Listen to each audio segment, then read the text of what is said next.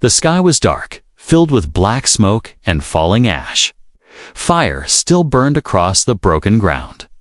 The wreck of a ship half buried in dust and stone was silent now except for one sound, a faint, shaking cry.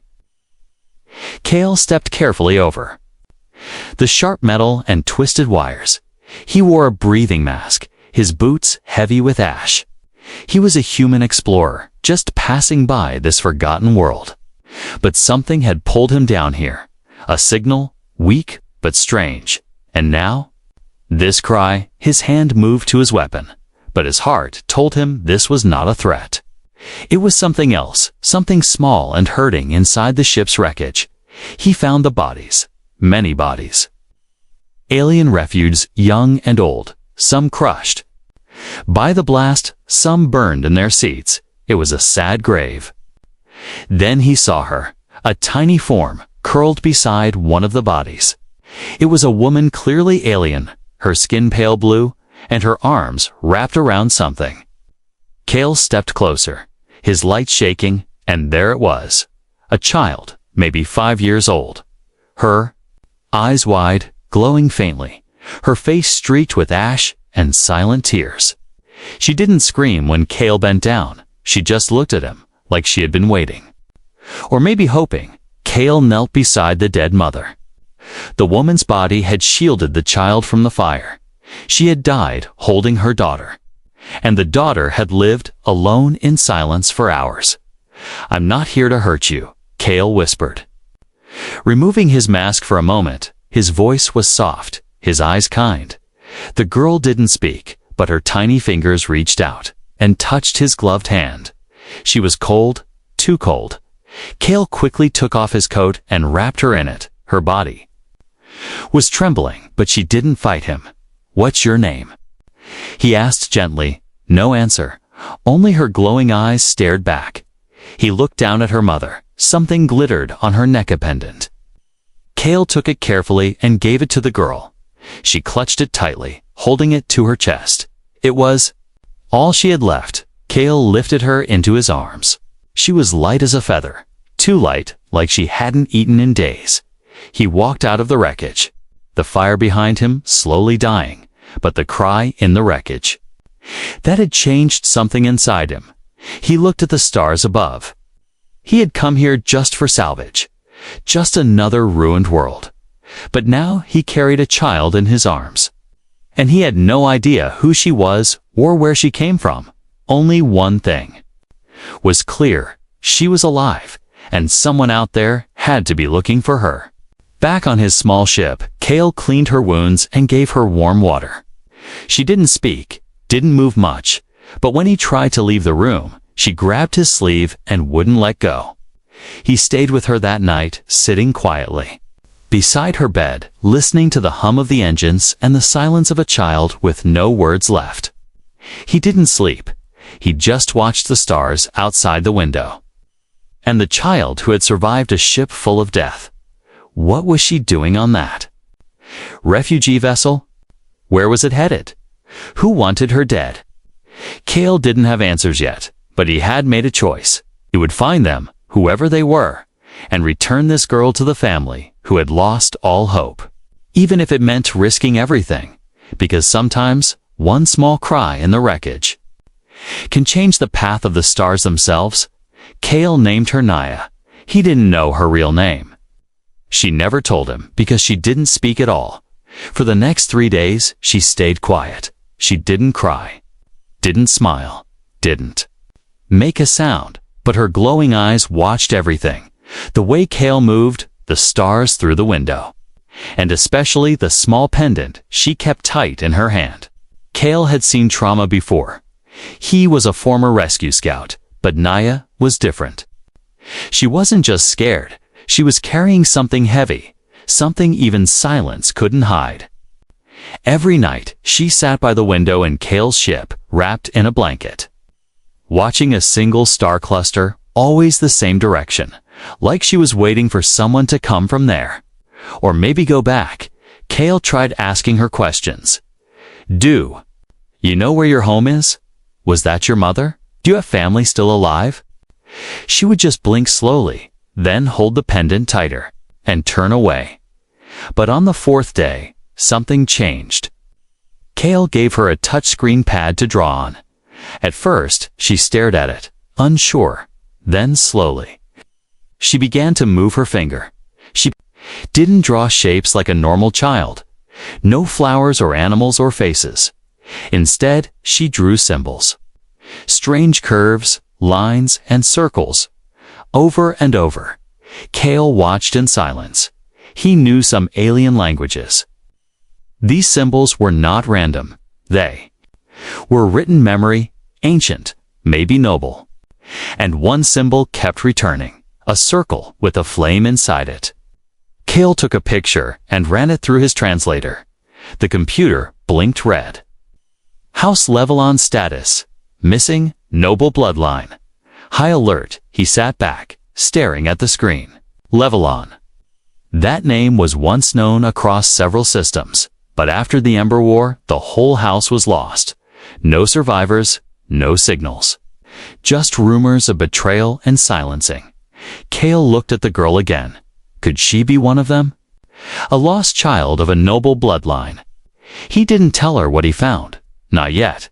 But he started checking old archives.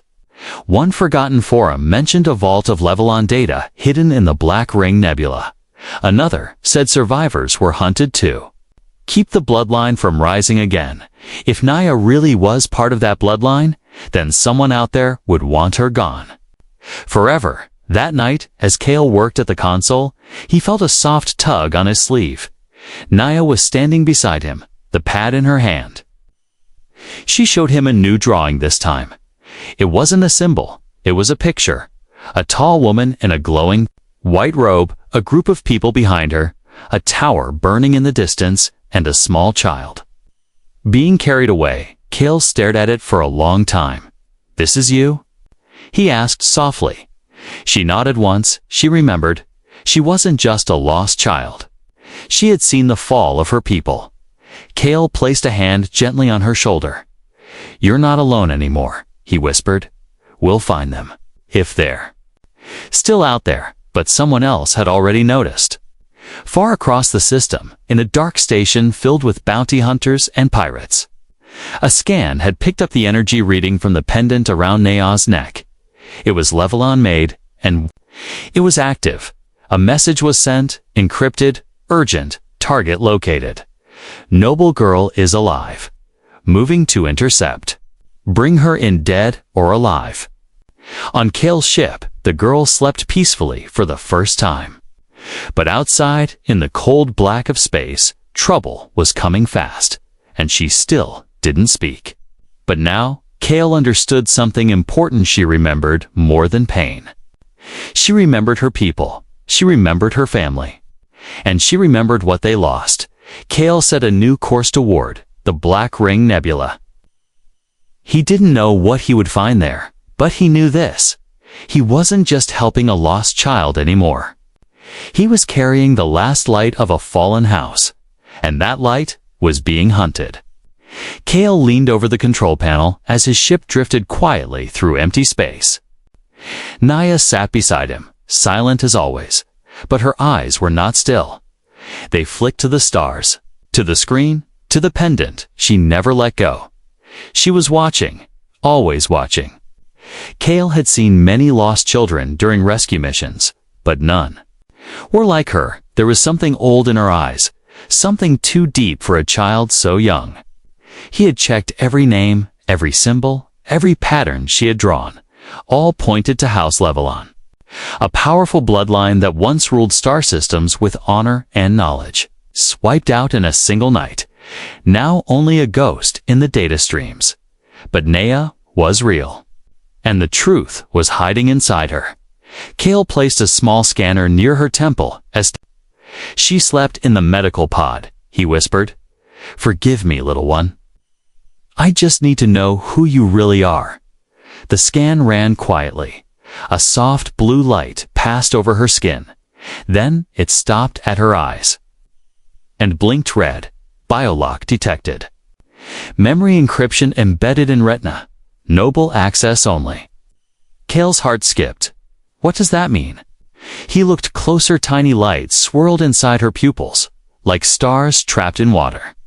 He uploaded the scan into the system. After minutes of decoding, a hologram lit up in front of him. It was Naya's mother, a tall, beautiful alien woman with soft blue skin and eyes like fire. She looked straight into the projection and spoke. Her voice was calm but urgent. If you see this, then my child has survived. Her name is Nia Loon of House Levelon, my daughter. If you found her, she is now the last blood of our line. Protect her. Find her uncle Malvith Levelon. He lives in the shadow colony of Sultan III. Tell him the fire crest still burns. The image flickered and ended. Kale sat in silence. Nia Loon. Neo. This little girl wasn't just a survivor. She was the rightful heir of a fallen legacy. He walked over to her. She was still asleep, holding the pendant tightly. Now he understood it wasn't just jewelry. It was a key, a symbol of power and memory, and it was active. He turned back to the console, typed quickly. Sultan III coordinates, unknown, scanning. But something else blinked on the screen. Warning, signal traced. Bounty alert uploaded. Kale's breath. Kale's breath caught. Someone was watching the net. Someone dangerous. He checked the signal path too late. The trace had gone out to mercenary hubs, pirate groups, black market hunters. The girl's location had been exposed, across the stars, in a dark mercenary ship with red lighting and sharp metal walls. A large alien stood up and growled. Levelon. Blood, after all this time, he sent a message. We're coming. Do not let the human leave orbit. Back on Kale's ship, the engines fired too full. He had to move, fast. He carried a girl who didn't speak, but whose eyes now held. A message that could restart a war, bring peace to a dying people. He entered the star path and disappeared into warp space. Neha woke up from the sudden motion. She looked at Kale, and for the first time, she reached out her hand toward the stars and whispered one word. Home. Kale turned slowly. You spoke, he said, almost in disbelief. She nodded, her face still quiet, but her voice soft and full of memory. Mother showed me where we must go. Tears welled up in Kale's eyes. You remember her? She sang to me before the sky broke. I remember. Kale leaned forward. We'll find your Uncle Nia. And I promise no one will hurt you. But deep down, he knew this was now much bigger. She wasn't just a child with no home. She was a living code, a voice of the past. And she carried a secret others would kill to bury. As the ship shot through starspace, Kale tightened the shields and powered the weapons, because now the real hunt had begun. And Nea, the girl who once only cried, now had a voice, and that voice could change everything. The bounty went live at midnight, across 3 systems. It blinked red on every black market terminal. Target, human ship T-97 passenger. Levelon heiress. Status, high priority, dead or alive in the dark corners of space. Greedy eyes lit up. Pirates, bounty hunters, war criminals, all hungry for a payout. She was worth more than gold, because she wasn't just a girl anymore. She was a symbol that could wake old enemies, or restore ancient power. But she didn't know that, not yet. On board Kale's small ship, Naya sat quietly beside the viewport. Her face was soft but thoughtful.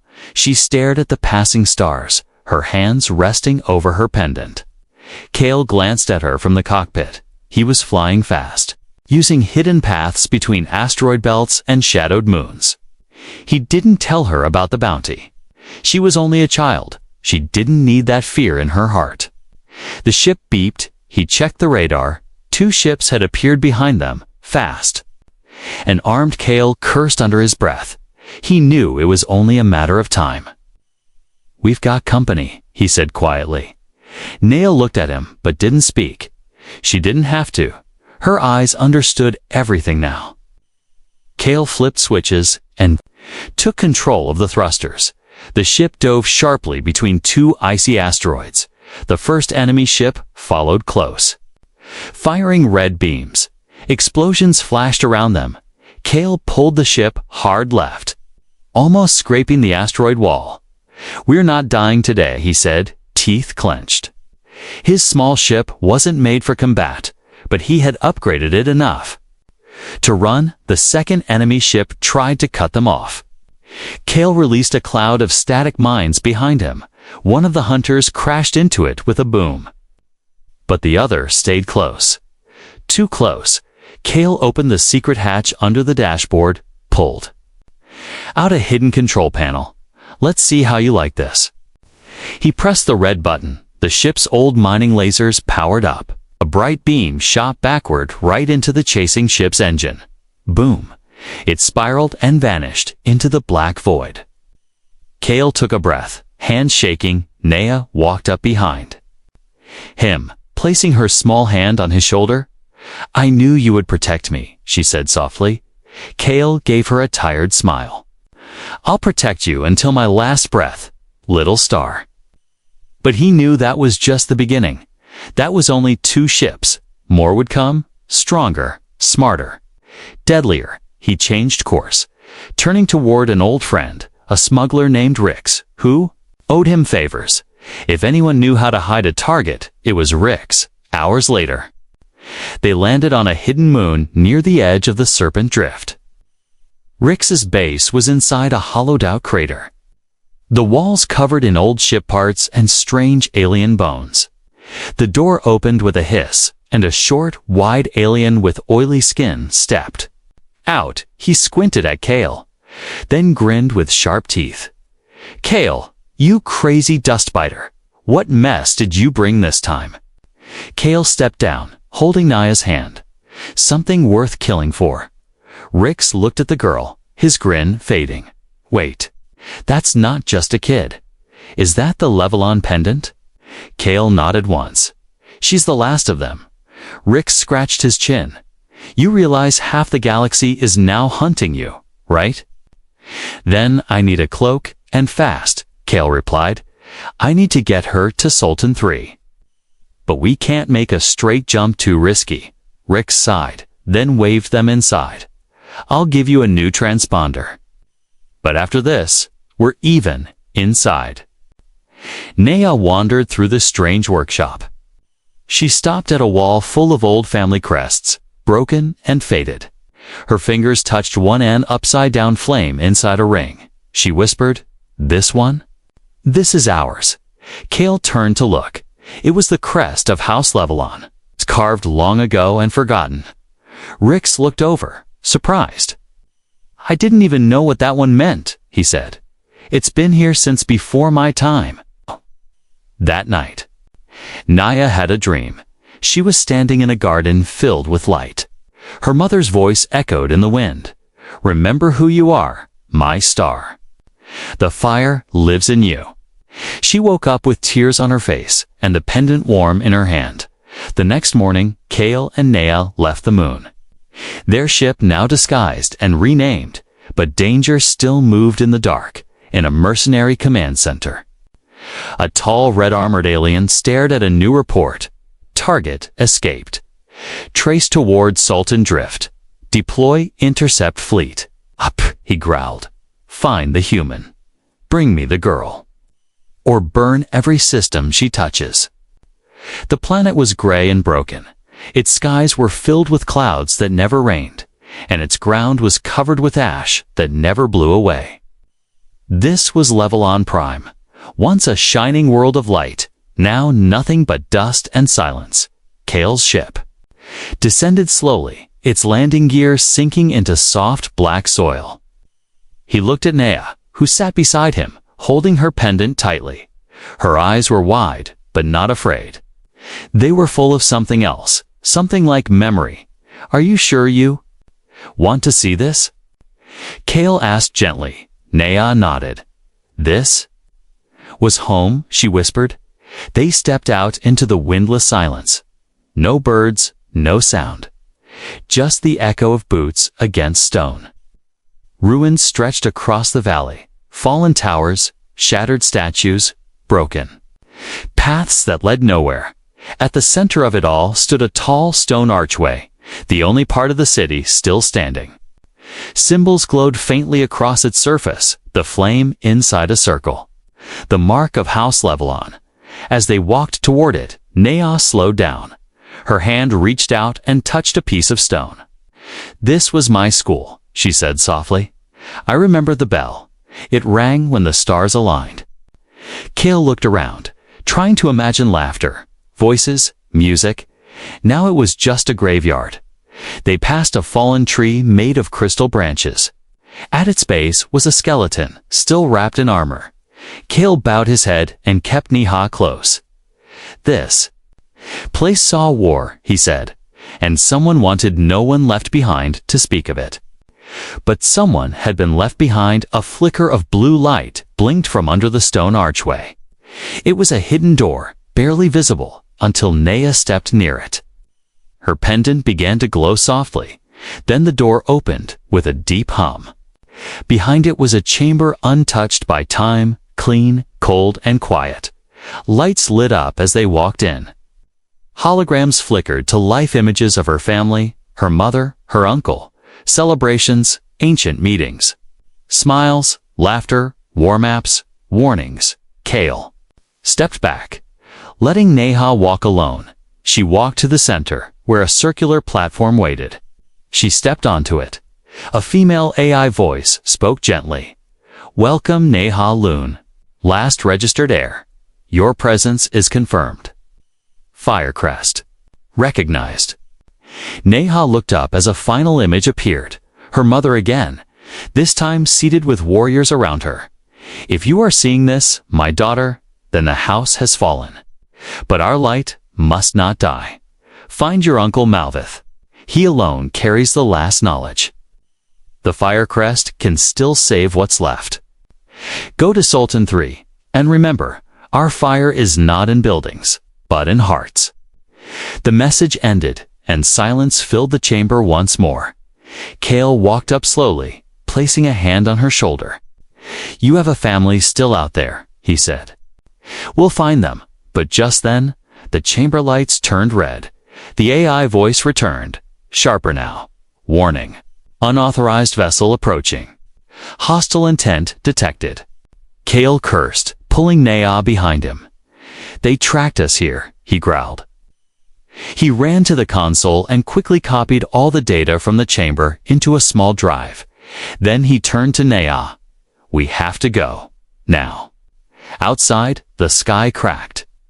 With engine fire, a large black ship landed hard on the ruins, kicking up clouds of ash. Mercenaries jumped out tall, armored, and armed with plasma rifles. Kale grabbed Neha's hand and ran between broken statues and stone pillars. Laser blasts hit the ground near them. One statue exploded in sparks. "Go!" Through the east wall. Kale shouted, pushing her forward. Neha crawled through a narrow gap, but Kale turned and fired his old blaster at the hunters. One went down, another ducked. A voice boomed across the ruins. "Give us the girl, human. This is not your fight." Kale shouted back. "It became my fight the moment she reached for my hand." He tossed a flash grenade and jumped through the gap after Neha. They made it back to the ship just as lasers ripped into the side of the hill. The engines roared to life, lifting them into the air. Another blast hit the wing, but Kale kept the ship steady. "Hold together, baby. Just a little more." High in orbit, the mercenary ship gave chase. Kale flew low, dodging debris, his hands sweating on the controls. "We have what we need," he told Neha. "They know you're real. Now, we have to get to Sultan 3 before they do." Neha stared out the window at the ruins shrinking below. A single tear fell from her eye. She didn't speak, but her eyes said everything. She had walked the ashes of her legacy, and now she carried the fire forward, not in buildings or crowns, but in her heart, and in the man beside her who had chosen. To protect her, the planet Sultan III was hidden behind gas clouds. Its surface covered in thick forests and silver-blue lakes. It was not marked on most maps, but Kale had coordinates from the ruins, and the memory crystal from Nea's eyes showed one clear path. He guided the ship through the clouds. Below, strange birds flew in circles, and hidden cities glowed beneath. Tree canopies, Kale landed near an old structure, part stone, part living tree. This was no military base. It was a sanctuary. Naya walked beside him, silent but calm. Her pendant glowed faintly, as if it could feel they were near something true. They were met by guards, tall aliens in dark green robes. Their eyes narrowed when they saw the human, but their faces changed when they saw Nay. And the pendant glowing over her chest, one of them stepped forward, older than the others. With silver lines across his face, he looked long at Naya, then fell to one knee. Knee alone by the stars. It can't be. Naya stepped closer, her voice soft. Do you know me? The man nodded, eyes wet. I held you when you were born. He turned to the others. Send word. Tell the elder. Malvith Levelon must come. Now. Inside the great hall of vines and glass, Naya sat on a round cushion, watching the sun filter through the leaves above. She had never seen this place before, but something about it felt warm. Like an old song you forgot, but still knew how to hum. Kale waited near the wall, watching everyone carefully. He didn't trust peaceful places anymore. They were often broken by war too quickly. Soon, an old figure entered the hall. He wore a long white robe, with the same flame and circle symbol etched across his chest. His face was thin, marked with deep sadness and wisdom. His steps were slow, but when he saw Nay, he stopped, his eyes filled with tears. He dropped to his knees in front of her. My brother's child. My little star. Naya looked at him, confused. You are Malvith. I am, he said softly. Your uncle. We thought you died with your parents. We mourned you. She showed him the pendant. My mother said to find you. She said the fire still burns. Malvith touched it gently. It does now. Because you live. That night, a quiet feast was prepared. But it was not loud or joyful. It was a meal of silence, of watching, of remembering.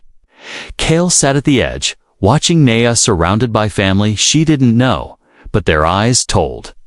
The truth they had loved her before they even met her again. Malvith sat beside Kale. You brought her home, he said, voice low. I didn't plan to, Kale replied, but she was alone. Tay, and I couldn't walk away. You could have. Sold her, Malvith said. You could have taken the bounty, or stayed out of it. I'm not that kind of man, Kale said simply. Clearly not. Malvith smiled faintly. Which means you're the only kind we need right now. Later, Malvith stood before the council. Naya stood beside him. She carries the blood of our line, the memory of her mother, and the will to return. She is the spark, he said. But others will come to destroy it again. We must rise to protect her. Some in the room were afraid. Some wanted to run again. But one by one, heads nodded. They had lost hope for years. But now, hope had a name. And she was standing right there while the council spoke of defense. Kale walked alone under the moonlight. He knew he didn't belong here. This wasn't his world. He was just a drifter, a fighter with a ship and a bit of heart. But when he turned back toward the hall, he saw Herne waiting for him at the door. Where are you going? She asked softly. You're safe now, Kale said. You have family here. My job is done. Naya looked down, her voice shaking. But you're my family too. Kale didn't know what to say. He knelt in front of her. You have light inside you, little star. They'll protect it now. She leaned forward and hugged him tightly. He closed his eyes, and for the first time in years, his heart felt full. But that peace would not last. far above, in deep orbit, a massive black ship. Uncloaked, its captain smiled as he looked at the signal blinking across his screen. Confirmed, level on Eris located. Prepare surface strike. He spoke coldly into the comm. Ready the fire. This time, there will be no survivors. The stars above Sultan III shimmered gently, but hidden behind them was death. A massive warship, the Black Vulture, floated. Like a shadow across the sky, its weapons were ready, engines silent, and its mission clear. Destroy the girl. End the bloodline. Leave nothing behind. Inside the sanctuary, Malvith stood near the ancient beacon tower. His hands moved quickly, activating old defenses long forgotten. Lights blinked weekly systems that hadn't been used in decades, but even so, he knew. They weren't enough. Kale stood beside him, loading energy cells into his old rifle. This place isn't built to fight, he said. Malvith nodded. It was built to hide. But that's over now. Nea stood nearby, watching the screens showing the approaching ship. She didn't tremble. She didn't cry. She just stared with glowing eyes, calm, focused. I can talk to them, she whispered. Kale shook his head. No, they didn't come to talk, but I'm not afraid, she said. Holding her pendant tightly, my family ran for years. I don't want to run anymore.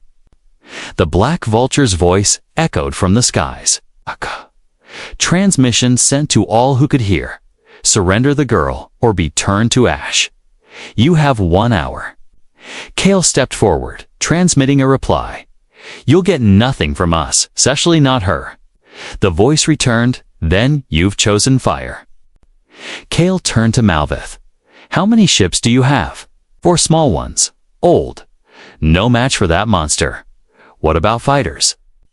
Only pilots who once were warriors. Not anymore. Kale looked around, then nodded. I'll fly. Up alone. Buy you time. Get her out if I fail. Malvith grabbed his arm. You'll die. Kale smiled slightly. Probably. She'll live. Naya ran to him as he loaded his gear. No, she said. You don't have to go. He knelt in front of her, brushing her hair back. Yes, I do. You made it home. That's all I ever wanted. But I want you to stay, she whispered. He held her hand tightly. I'm not your blood, Naya. But if I could choose, I'd be your family. She pulled something from her pocket, her mother's pendant. She placed it in his hand. It's yours now, to guide you.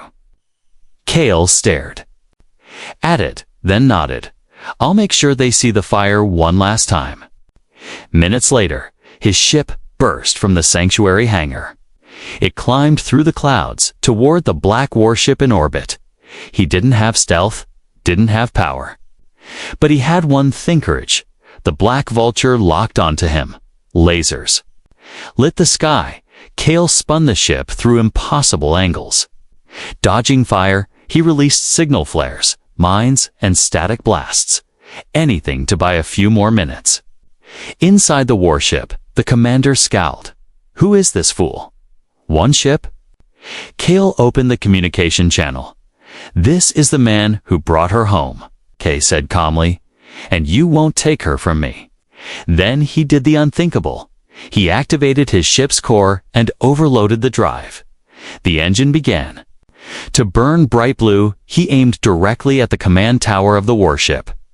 A suicide run. Alarms rang across the Black Vulture. Collision course. Evade. Eve. Boom. The explosion shook the sky. A ball of fire lit up space, and the great warship's front tower collapsed in flame, back on the planet.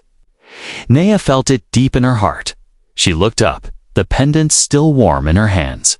Tears fell silently down her cheeks, but she did not cry out.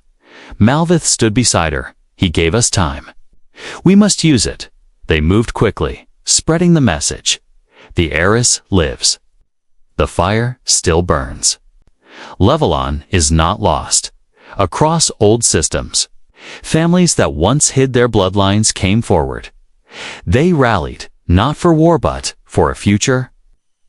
A week later, Nea stood before the same council chamber where no hope once lived. She spoke for the first time in front of them all.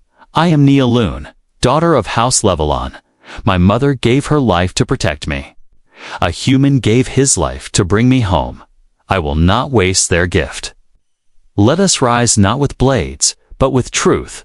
Let us be the fire that lights the stars again. The council stood and bowed, not just to the child, but to the future she had become. That night, Nea walked outside alone. She looked at the stars, the place where Kale had vanished. She held the pendant to her chest and whispered, "Thank you." Dad and the wind carried her words across the leaves, across the hills, and perhaps across the stars.